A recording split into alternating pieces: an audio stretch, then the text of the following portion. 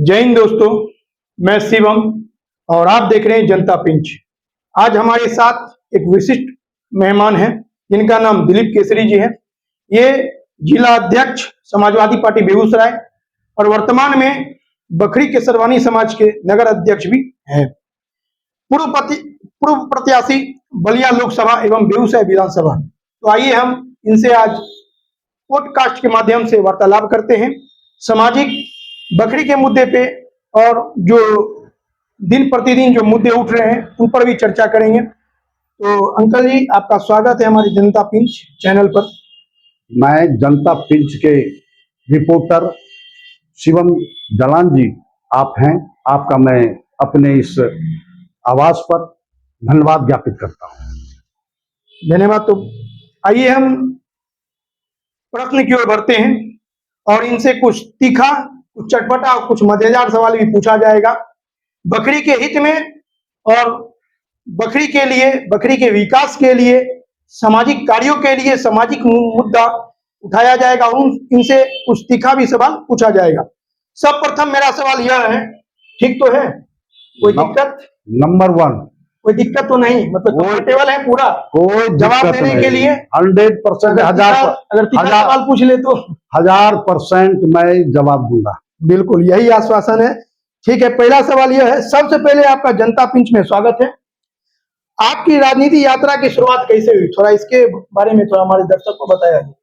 सर्वप्रथम जब हम हाई स्कूल में पढ़ते थे तो उस समय स्कूल में फी कलेक्शन डे के मुताबिक बच्चे को स्कूल में दरमाहा लगता था, फीस लगता था, और वह फीस उस समय 75 और 76 में एक बच्चे में कम से कम 7 रुपया का लगता था।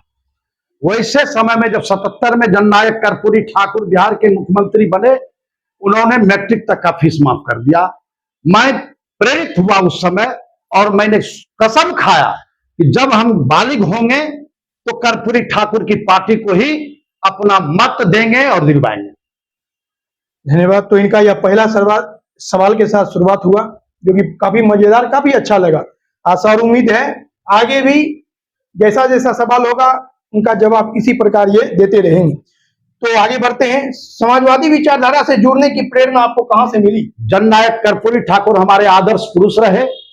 वैसे पुरुष रहे जो बिहार के ऐसे गरीब परिवार में जन्मे जिनको अभी भी मात्र 11 धुर जमीन है, 3 बार बिहार के चीफ मिनिस्टर बने और काफी झोपड़ी के लाल के रूप में बिहार के शोषितों, पीड़ितों, उत्पीड़ितों का आवाज बुलंद करते रहे। पूरे बिहार का भी नाई समाज अगर एक मंच पर आकर के आवे तो एक विधायक नहीं जिता सकता है, लेकिन वह सूबे बिहार जिसमें झारखंड भी आता है, उस बिहार के चीफ मिनिस्टर बने और उनसे जो प्रेरणा मिली, उन्होंने विदाउट इंग्लिश, उस समय अंग्रेजी में बच्चा जब फेल कर जाता था तो उन्होंने विदाउट इंग्लिश पास करने की घोषणा किया। इसलिए हम समाजवादी विचारधारा से उस समय से प्रेरित होकर के आज तक अनवरत उसी लाइन और रास्ते पर चल रहे हैं। धन्यवाद।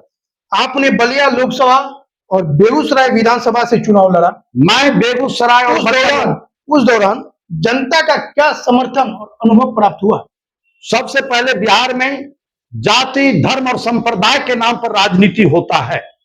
उस राजनीति में हम ऐसे वर्ग से भी बिलोंग करते हैं कि जिसका जाति कोई आधार नहीं है, उसके बावजूद भी बलिया लोकसभा से जब सीपीआई के साथ और बकरी को अनुमंडल बनाने के सवाल पर जब हमारे बिहार के पूर्व मुख्यमंत्री लालू प्रसाद यादव ने मंझौल को अनुमंडल बना दिया, तो हमने कहा नहीं, अब हम भी लोकसभा का चुनाव लड़ेंगे। और बलिया लोकसभा से 1996 में मैं पार्लियामेंट का चुनाव लड़ा और अच्छे उस समय बड़े नेता थे, ये भारतीय जनता पार्टी से रामलखन सिंह थे और कॉमरेड शत्रुघ्न प्रसाद सिंह चुनाव लड़ रहे थे और जीते भी थे।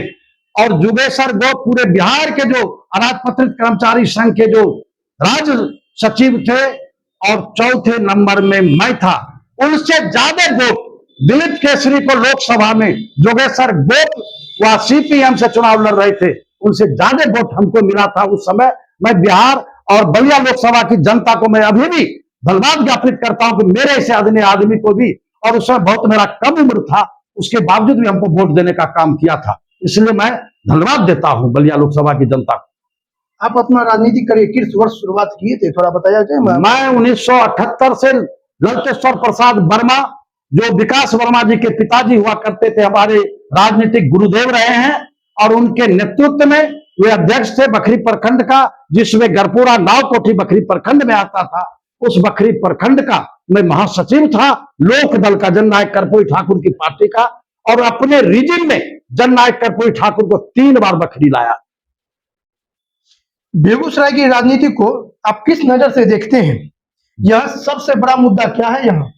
बेगूसराय जिला सूबे बिहार का एक बहुत ही चर्चित जिला है, और इस जिला में राजनीति करना और अपनी उपस्थिति दर्ज कराना यह भी बहुत ही गंभीर सवाल है। मैं बेगूसराय जिला में 2 बार असेंबली का चुनाव लड़ा, 2010 और 2015। उसमें भी हम अच्छा खासा वोट लाए, जबकि मेरी जाति का एक भी वोटर उस जिला में वर्तमान में नहीं है, लेकिन उसके बावजूद भी हमको अच्छा खासा वोट भी आया। और हमारे नेता, इस देश के माननीय नेताजी आदरणीय मुलायम सिंह यादव, जो रक्षा मंत्री के रूप में पूरे देश के नौजवानों का, किसानों और मजदूरों के बच्चे जो सेना में रहते हैं, यह जानते हुए कि सेना में जाने के बाद हम शहीद हो जाएंगे, उसके पहले कोई भी सेना शहीद होता था, उसका टोपी, उसका वर्दी, उसका राख और उसका मुसलमान जो होते थे सेना, उसका मिट्टी आया करता था। नेताजी जब बने तो उन्होंने पहला घोषणा किया कि कोई भी शहीद जब होगा कि ये सेना, उसका वर्दी नहीं, उसका डेड बॉडी जाएगा, और जिला में राज के सम्मान के साथ कलेक्टर उसका सम्मान करेगा, पुलिस अधीक्षक सम्मान करेगा, और उस सम्मान के साथ उसका दाह संस्कार होगा, और उसकी विधवा को जिले में रहने की व्यवस्था होगी, उसके अनाथ बच्चे को पढ़ाने की व्यवस्था होगी। यह काम आदरणीय नेता मुलायम सिंह यादव ने किया। इसलिए मैं नेताजी को अपने दिल की गहराई से धन्यवाद ज्ञापित करता हूं और श्रद्धांजलि अर्पित करता हूं। हमारा यह सवाल था, आपने मुलायम सिंह के बारे में बोला, वो ठीक है, लेकिन हमारा सवाल हमारे जिला, गृह जिला बेगूसराय को लेकर था। वहां की राजनीति जिस प्रकार अपने बखरी में राजनीतिकरण हो रहा है, विकास का काम मुद्दा ठप जाता है और राजनीति का मुद्दा थोड़ा बोल्ड हो जाता है, उस प्रकार बेगूसराय, जो कि बखरी का मतलब बेगूसराय एक जिला, वहां की राजनीति में आपका क्या नजरिया है, देखने का क्या? हमारी नजरिया ये है कि बेगूसराय जिला सूबे बिहार में चर्चित जिला है जी, और यहाँ के लोग कॉन्शियस हैं, जागरूक हैं, जगे हुए हैं, लेकिन जात पात की राजनीति वाली आधार में उस कैंसर से यहां भी लोग प्रभावित हो गए हैं। इसलिए जाति पाति के आधार पर ही वोटिंग होता है। 2 धारा चल रहा है देश में। आप मानते हैं क्या जात पात है? 100 नहीं 1000% जात पात है, जिसको 100 बार हम लोग मदद कर देते हैं, और उसके जाति का कोई लोग खड़ा हो जाता है, वह आदमी मुंह पर कहता है कि आपके साथ नेताजी हैं, लेकिन भीतर ही भीतर वह उसके साथ चला जाता है। परिणाम होता है कि हम आज तक जो सफल नहीं हुए हैं, लेकिन मैं निराश नहीं हूं।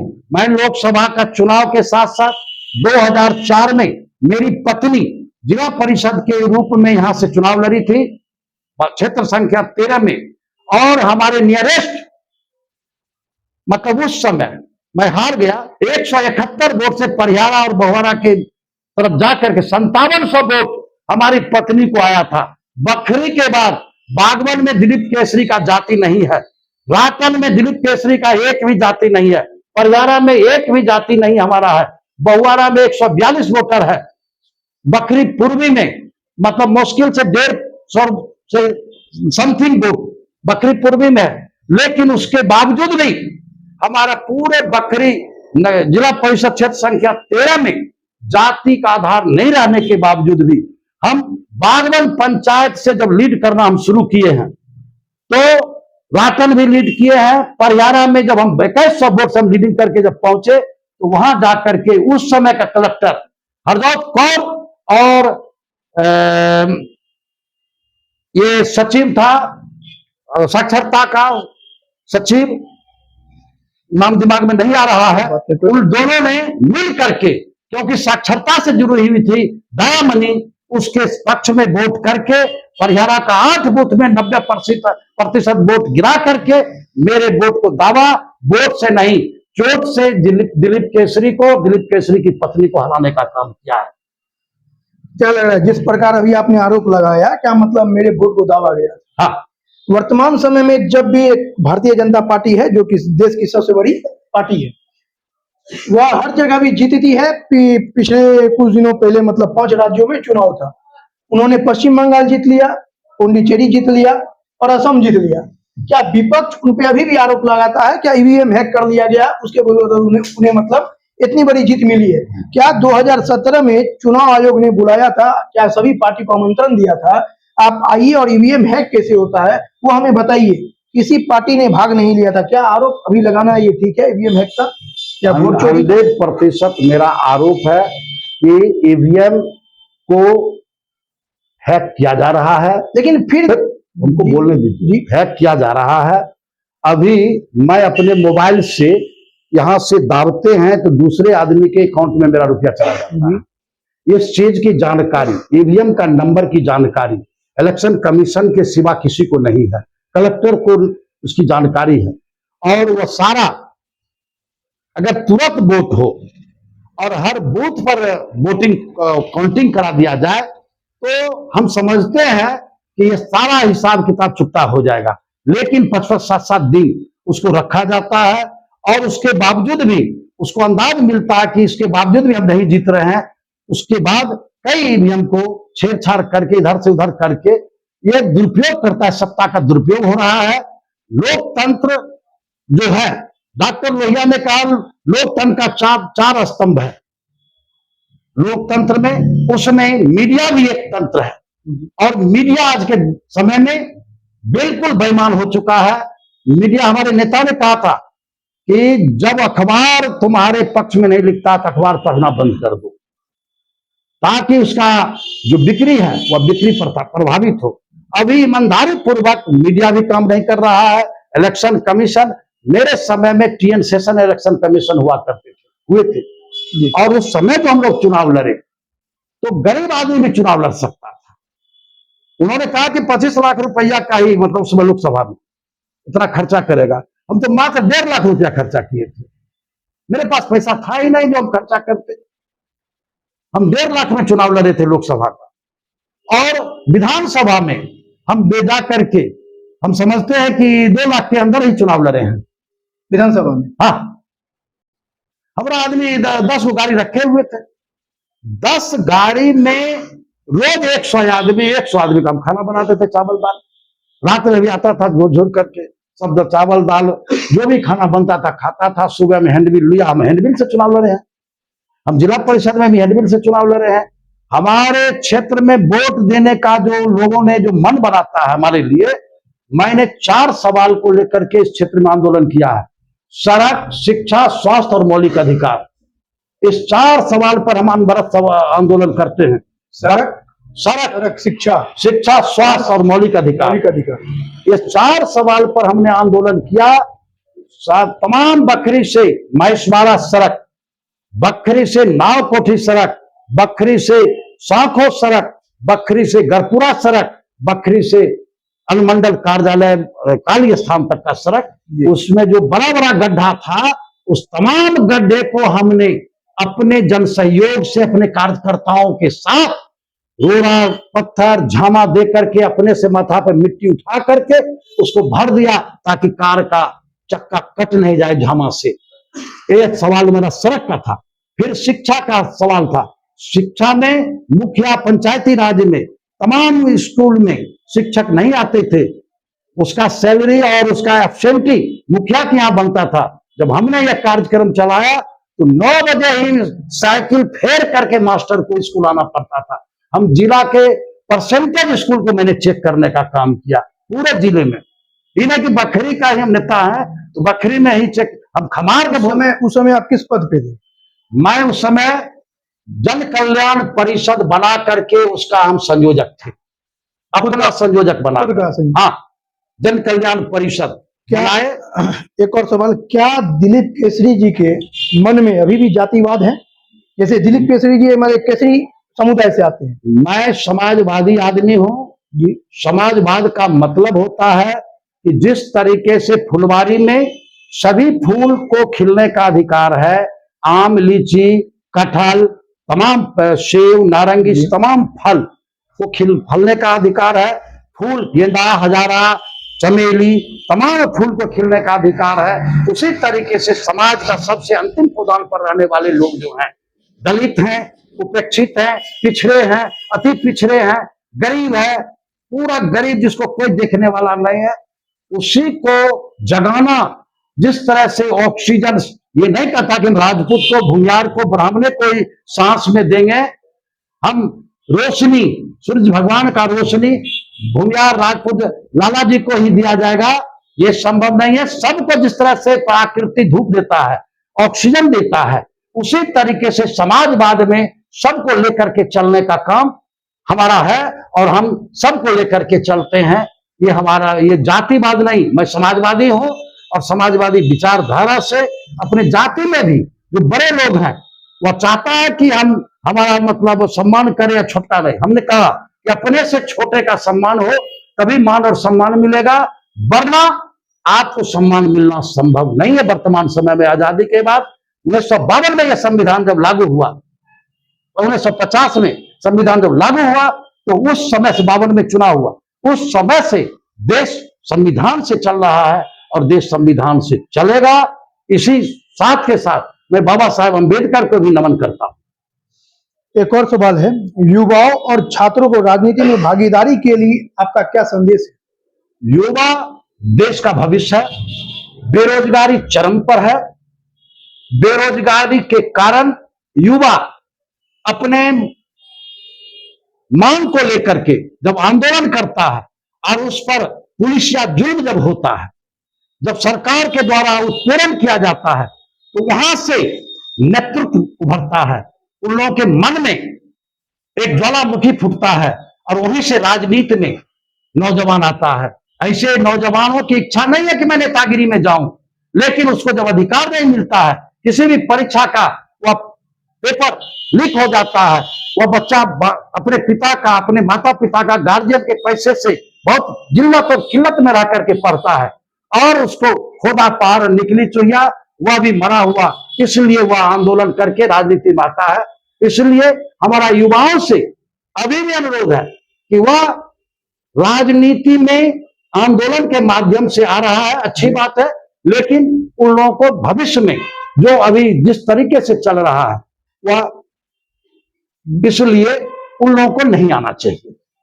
आना चाहिए आंदोलन के माध्यम से और जुल्म के खिलाफ आवाज बुलंद करना चाहिए, निश्चित रूप से करना चाहिए। हम लोग भी जुल्म के खिलाफ आवाज बुलंद करके, हम बनिया का बच्चा। अब एक और सवाल है, जैसा कि आपने युवाओं को संदेश दिया राजनीति में आना चाहिए, वो अच्छा था, लेकिन एक और सवाल है, हाल फिलहाल में जो बखरी गौशाला चुनाव हुआ था, गौशाला में जिनके अध्यक्ष, पदेन अध्यक्ष माननीय एडीओ साहब थे, उसमें कारसमी जी का भी होता है चुनाव और सचिव का भी चुनाव होता है, लेकिन सचिव का चुनाव इस बार कुछ अलग हुआ। इतिहास में पहली बार सचिव का भी चुनाव हुआ है, बाकी हाथ खड़ा करके उसमें चुना जाता था।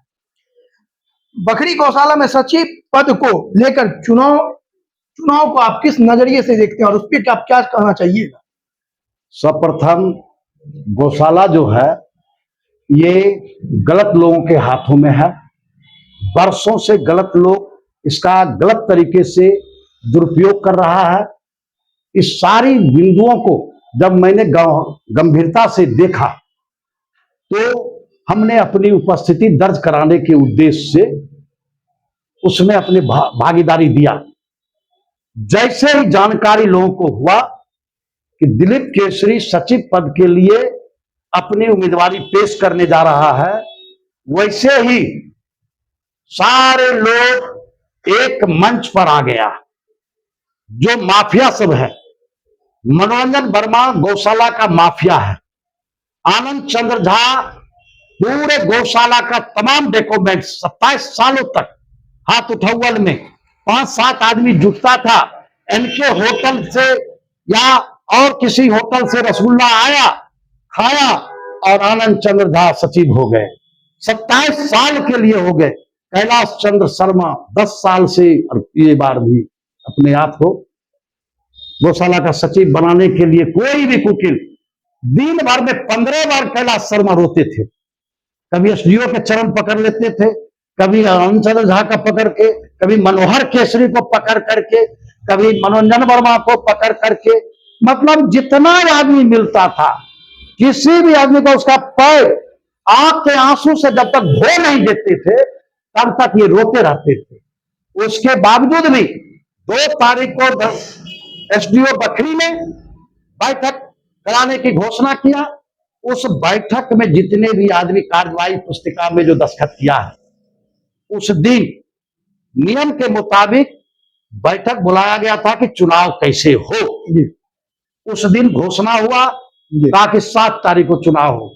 हमने कहा नहीं, 10 तारीख को चुनाव होना है, इसलिए कि बाजार में बरसात पर्व होता है। जी बिल्कुल, बाजार में भीड़ है, बाजार के व्यवसायी इसके लाभदाता हैं, इसलिए उन लोगों को फुर्सत होगा तब।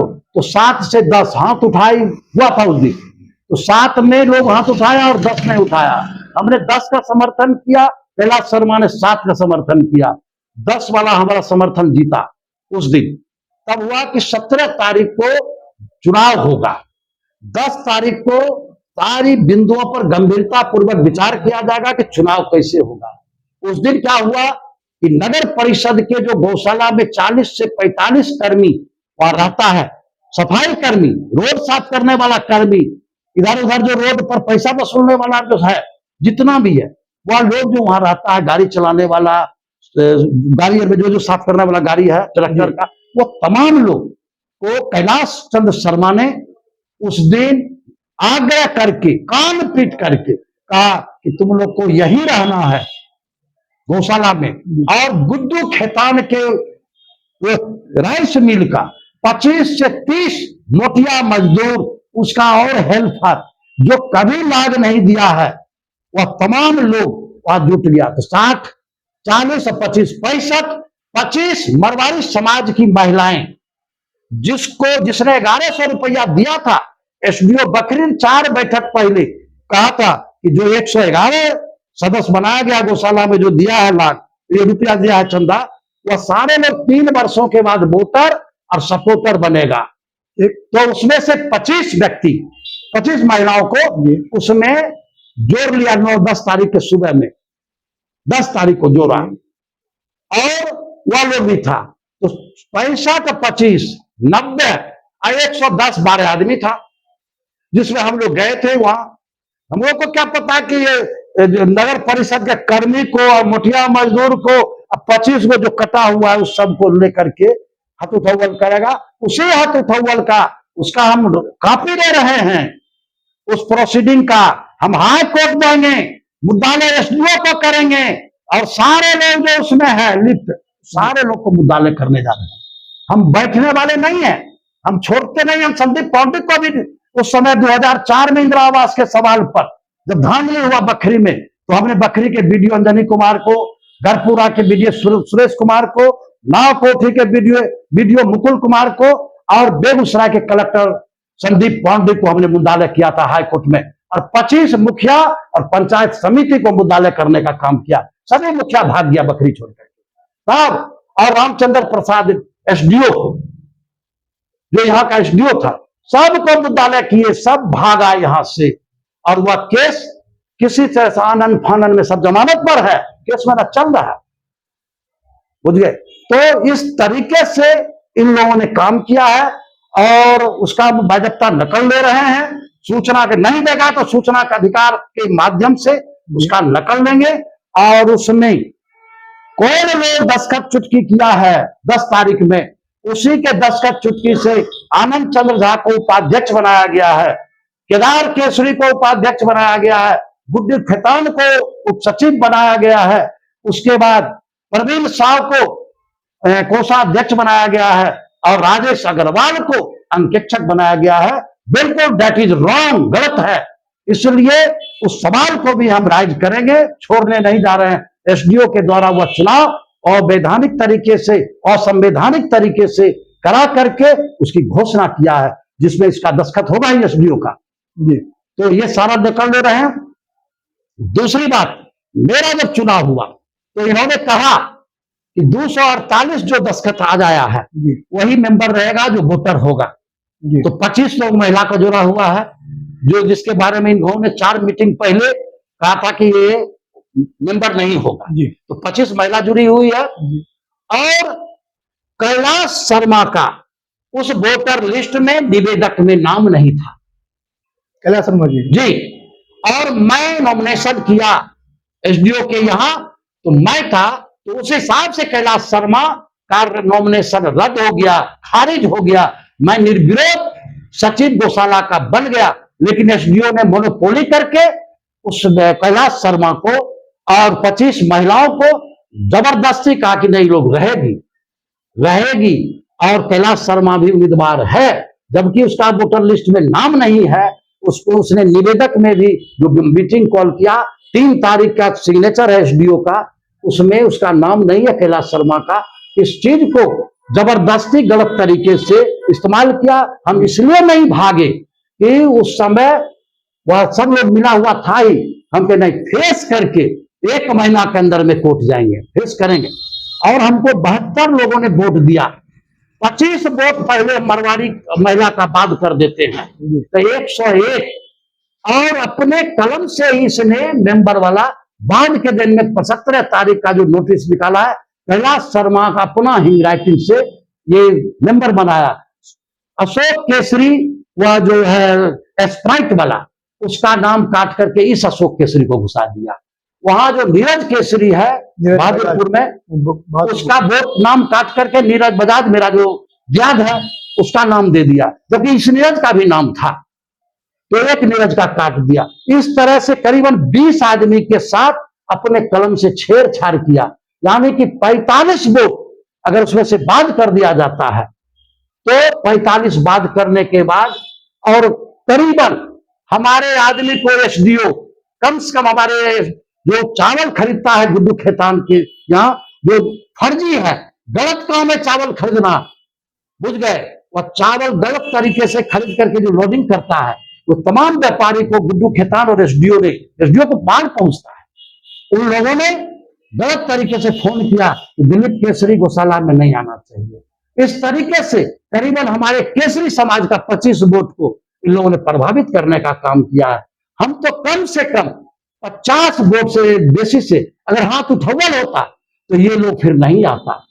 और आपने कुछ देर पहले कहा क्या मतलब हम जातिवाद पर नहीं है, फिर अभी आपने केसरी समाज को लेकर, आप केसरी समाज के नगर अध्यक्ष भी हैं। हाँ, नगर अध्यक्ष है जी। तो प्राथमिकता के आधार पर केसरवानी समाज का दायित्व बनता है कि वो अपने अध्यक्ष के समर्थन में आवाज बुलंद करे। जब मरवाड़ी समाज 25 महिला का नाम जोड़ दिया, तो इस सब बात को भी तो केसरी समाज को देखना चाहिए। अगर जोड़ना था कैलाश शर्मा को, अपने समाज में जो 12 वर्ण है उन लोगों में से भी 10 महिला को जोड़ना चाहिए था। क्या आपको लगता है क्या मतलब किसी समाज विशेष, जैसे आप केसरी समाज से आते हैं, नगर अध्यक्ष भी हैं, आपको उसी समाज में कोई पसंद भी करता है या कोई नहीं भी पसंद करता है? नहीं, ऐसा आपको लगता है? ये बात नहीं है। एसडीओ और यहाँ के जो तमाम दबंग लोग जो हैं व्यापारी, उसके व्यापार को प्रभावित करेगा इस डर से। जबकि इसके लिए हमने प्रयास किया, उन लोग कहा कि गुप्त मतदान हो जाए, हाथ उठावल होगा, तो भैया कैसे जाएंगे, नेताजी कैसे जाएंगे।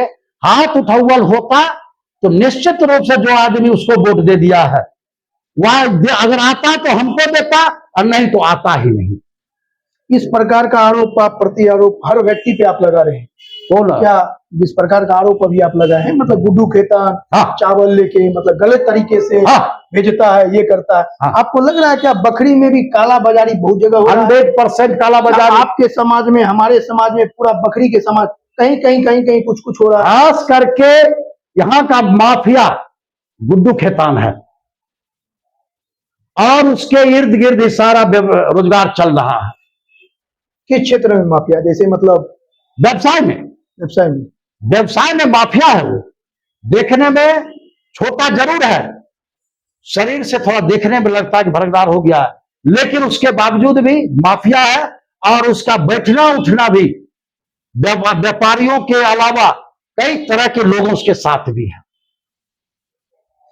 आप जिस प्रकार एसडीओ साहब पे आरोप लगाए, मतलब उन्होंने चुनाव को, मतलब क्या लग रहा है आपको?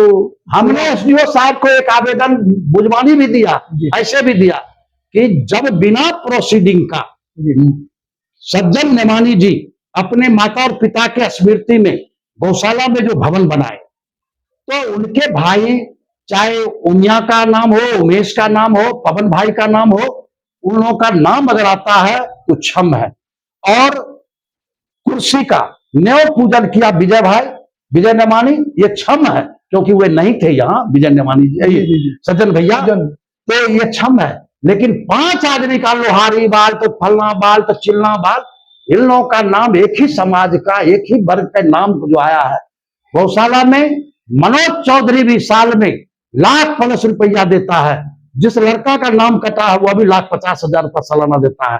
नंदकिशोर पोदार जो 4 आना नहीं देता है, नंदकिशोर साहब 4 आना नहीं देता है, जो होरे में जाता है राधे राधे करने के लिए। वैसे लोगों का 2500 आदमी का नाम वोटर लिस्ट में, जो वोटर लिस्ट का मान्यता दिया एसडीओ बखरी, वो 4 आना अगर लाख देता होगा तो हम मोछ बुरा लेंगे दोनों तरफ से। ये आपने बहुत बड़ा बात कहा है। जिस पर 4 आना अगर देता होगा, गलत तरीके से चुनाव को अंजाम दिया गया है। मैं चुनाव जीता हुआ हूं, अभी चुनाव करा ले फिर, लेकिन वोटर जो जेन्युइन बाजार में जो लाभ देने वाला लोग है, चाहे जिस जाति का हो, हमको आखिर 72 आदमी जो वोट दिया, कौन दिया? इतना डराने धमकाने के बाद भी दिया। हम जनता के चौक पर 82 साल के इतिहास में पहली बार वहां चुनाव कराए, लोग मेला देखा, वहां का स्थिति और परिस्थिति, अभी बहुत सारी बातें हैं। हम इसको किसी भी रूप में, जब तक एसडीओ पूरे गौशाला का डॉक्यूमेंट से संबंधित जितना कागजात आनंद चंद्र झा अपने यहां लेकर के रख लिया, एक बक्सा पेटी, जिसके कारण मेरा बहुत जमीन हम लोग को पता नहीं चल पा रहा कि कौन कौन जमीन कौन कौन भूल विधाता हमको दिया है। उस दिन मनोरंजन जी अपना बाइक दे रहे थे, उनको पता नहीं है कि बैजू सिंह जी का 1.25 बीघा जमीन है, जिस जमीन में गौशाला है। मेघराज जी का 5 कट्ठा जमीन है। राम साहब, प्रिया चित्र मंदिर वाले राम साहब, राजेंद्र साहब, और मैं चाहे उसके और बेकार का नाम सब है, उन लोगों का जमीन, वही राम साहब नहीं, वो राम साहब, प्रिया चित्र वाला राम साहब, प्रिया चित्र, हाँ, संतोष मनोगर जो है वहां, जो झाड़ू बेचता है, बेच रहा है, गरीब आदमी है, उसके दादा 5 कट्ठा जमीन दिया। मुंशी हरबंश साहब जी 25 कट्ठा जमीन दिया। और 25 कट्ठा बोले तो 1.25 बीघा, हाँ 1.25 बीघा, हाँ। और भरतदास जी के बारे में बताया 18 बीघा, 14 बीघा जमीन महंत भरतदास और विपिन बिहारी दास, इन लोगों ने गौशाला को दान दिया था। इनको पता नहीं मनोज वर्मा को, हवा में उड़ते हैं। और मेरे बारे में वो बोलते हैं कि दिलीप केसरी असामाजिक तत्व है। मैं असामाजिक तत्व नहीं हूं। मैं पूरे बखरी और अनुमंडल और जिला में सड़क का रफ्तार कहां है, शिक्षा का विस्तार कहां है, देखो स्वास्थ्य विभाग का घंटाधार यहां है। हमने गाना बनाया, स्वास्थ्य विभाग के तमाम एएनएम जो गांव गांव में रहती है, हमने जांच करना शुरू किया, तब गांव में एएनएम ले जाना शुरू किया। मास्टर स्कूल में टाइम पर आना शुरू किया। हर स्कूल में जो 15 गो मास्टर था, दो मास्टर से स्कूल चलता था। 13 मास्टर मुखिया जी के यहाँ एब्सेंटी बनाता था, 5,000 10,000 मुखिया जी को दे करके बैगन रोप करके खेती पथारी करता था। दिलीप केसरी के करने पर, इस आंदोलन के माध्यम से एक भी मास्टर घर में नहीं रहता था, सब स्कूल आना शुरू कर दिया। यह आंदोलन दिलीप केसरी ने चलाया। स्वास्थ्य विभाग में जब 36 स्टॉल बखरी में लगा था, हमने जब स्टॉल का निरीक्षण किया तो 36 स्टॉल में एक भी डॉक्टर नहीं था। रामचंद्र प्रसाद एसडीओ थे। उन लोगों ने कहा था कि असाध से असाध रोगों का इलाज बखरी में किया जाएगा। और जब गए तो खोदा पहाड़ निकली चुहिया, एक भी स्टॉल पर डॉक्टर नहीं था। असाध से असाध रोग, वहां माथा दर्द में आंगनबाड़ी बैगनबाड़ी सबको बैठा दिया गया था, साक्षरता कर्मी को बैठा दिया गया था। ऐसे आजाद नाम आ गया। वह सचिव जो था उस समय, कलेक्टर से मिल करके ऐसे आजाद सारे मेरे साक्षरता कर्मी को कम्युनिस्ट पार्टी के लोगों को भर दिया था।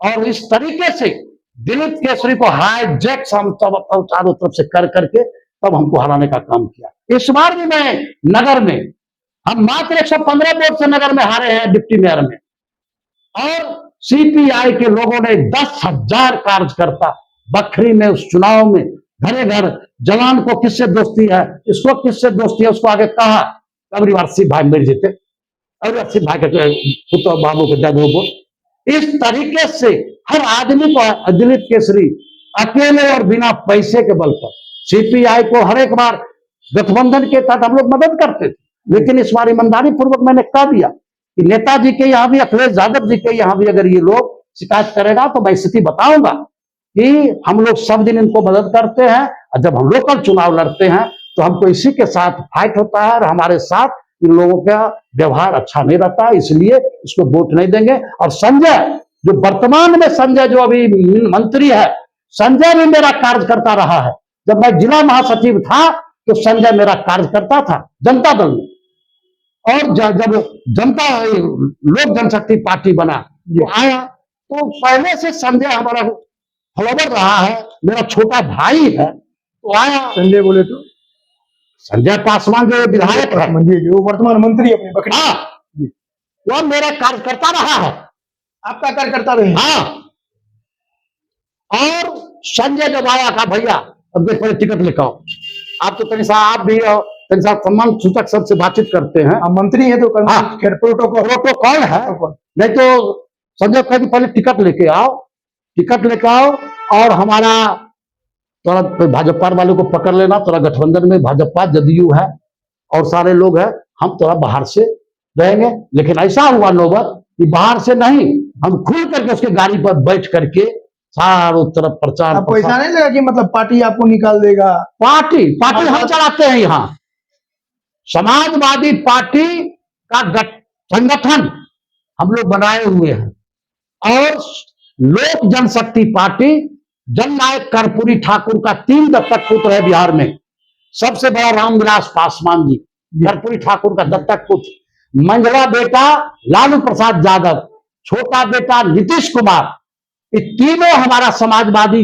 विचारधारा का है। भाजपा का उम्मीदवार अगर होता तो मैं उसके पक्ष में नहीं जाता। भाजपा से इतनी नफरत क्यों? बेटे जी नमक धनिया देख लंदन को हिला दिया भारत का एक बनिया महात्मा गांधी, उसका हत्यारा नाथूराम गोडसे। इसलिए भारतीय जनता पार्टी के साथ जाने का कुछ सवाल ही नहीं। हम लोगों के गठबंधन से ही भाजपा दूसरे आज यहां पहुंचा है, हमारे नेता के गठबंधन से। हम लोग कांग्रेस को हटाने के लिए भारतीय जनता पार्टी, जब हमारा नेता देवगौड़ा जी, इंदु कुमार गुजराल जी, सारे लोग जब प्रधानमंत्री होते थे तो अटल जी विदेश मंत्री होते थे, हमारे नेतृत्व में, समाजवादी गठबंधन के नेतृत्व में। इसलिए लोक जनशक्ति पार्टी के प्रत्याशी संजय पासवान को हम लोगों ने जो समर्थन किया है, हमको आज भी गर्व है कि हमने गलती नहीं किया है। सीपीआई को रसातल में पहुंचा दिया, गंगा के पार पहुंचा दिया कि ताकि दोबारा वह यहां फिर जन्मे नहीं। इसलिए बाद में हम संजय भी बदमाशी और गलती करेगा उसको भी हम लोग देख लेंगे, लेकिन सीपीआई को पहले साइड कर दिया। हाँ, उसको तो रसातल में पहुंचा दिए। अब दोबारा आने वाला नहीं है भारतीय कम्युनिस्ट पार्टी, बुझ गए। मनोरंजन वर्मा जो है ये बलात्कारी आदमी, ये हमारे बारे में अनाप शनाप बात बोलता है। इसके दादा जीतलाल वर्मा वह विक्षिप्त आदमी था, मुंशी हरबंस साय का छोटा भाई था। उन्होंने उस समय के मुंगेर जिला में मुंशी हरबंस साय जूरी के मेंबर थे, उनके बड़े लड़का बिंदेश्वरी प्रसाद जूरी के मेंबर थे। इस मुंगेर जिला का प्रतिष्ठित लोगों में, इन्हें गिने लोगों में उनका नाम था। 5 जूरी का मेंबर होता था, किसी को फांसी हो जाती थी कलेक्टर जज में तो 3 आदमी जिसको माफ कर देता कि फांसी नहीं होना चाहिए तो फांसी नहीं होता। वैसे 2 घर उसके उनके घर में दोनों बाप बेटा थे जूरी का मेंबर, और इनके मुंशी हरबंस साय का छोटा भाई विक्षिप्त थे। कभी कोई मंदिर में, कभी उस धर्मशाला में, कहीं मतलब बिना कपड़ा का घूमे फिरते थे। तो लोगों ने मुंशी साहब को कहा, हरबंस साहब को, कि आपका भाई है, इलाज कराया और पकड़ धकड़ करके शादी करा दिया अपना छोटा भाई। उनके नाम से दुनिया में एक धुर जमीन नहीं है जीतलाल वर्मा के नाम पर, दुनिया में। उस समय 44 में 44 से 48 का जो जिक्र किया, 34 और 1948 दफा के अंतर्गत 1948 में हमको जजमेंट मिला, इनके आगे बढ़ाने सब परवाह हुए। शादी के बाद, उसके बाद आश्विक उनका भी निधन हो गया, जीतलाल जी का एक बेटा हुआ परवो बाबू जी को मुंशी हरबंस साहब अपना बेटा की तरह, बेटा से ज्यादा लंगर सिंह कॉलेज मुजफ्फरपुर में पढ़वाने का काम किया, पढ़ाए।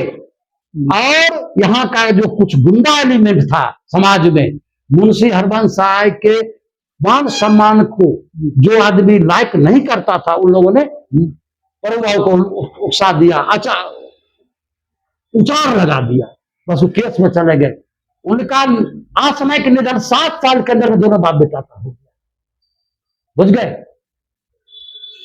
और जो बोल रहे थे कि भरण पोषण के लिए मुंशी हरबंस साहब के लिए 2 आना दे दिया गया, ये सब बात कुछ नहीं हुआ। अपने से जो कहे कि हमारा प्रतिष्ठा जा रहा है, तो चलो इसको 6 आना दे देते हैं, कहीं को पंचायती नहीं हुआ। वो अपने बहुत बड़ा पंच थे, जो जूरी का मेंबर थे, वो आदमी जनरल आदमी तो नहीं था, प्रतिष्ठित आदमी, अगला वंश का बच्चा था। तो सारा चीज प्रॉपर्टी सब खरीदे मुंशी हरबंस साहब। जीतलाल जी का जमीन का एगो डॉक्यूमेंट से दिखा देंगे, एगो भी कहीं भी, तो हम गुलामी खरीदेंगे मुंशी वर्मा का। मगर अगर डॉक्यूमेंट अगर दिखा दिए 44 दिलीप कैसे गुलामी खरीदेगा? हम गुलामी खरीदेंगे। अरे हमारा बड़ा भाई है ना, मनोरंजन वर्मा भी उनको समझ अदब करते हैं, लेकिन गौशाला में गलत तरीके से मुंशी हरबंस साहब को अपमानित करने के लिए, तो मुंशी हरबंस साहब का नाम भूमि दाता में है ही, तो आप अपना बाप का नाम घुसाने के लिए काय व्याकुल हो गए? आप तो अपने भी कबूल किए कि हमारे कर्ता धर्ता वही थे, तो कर्ता धर्ता वो है ही, उन्हें का संपत्ति आप लिए, तो वहां नाम घुसाने का क्या जरूरत? रघुनंदन प्रसाद बिंदश्री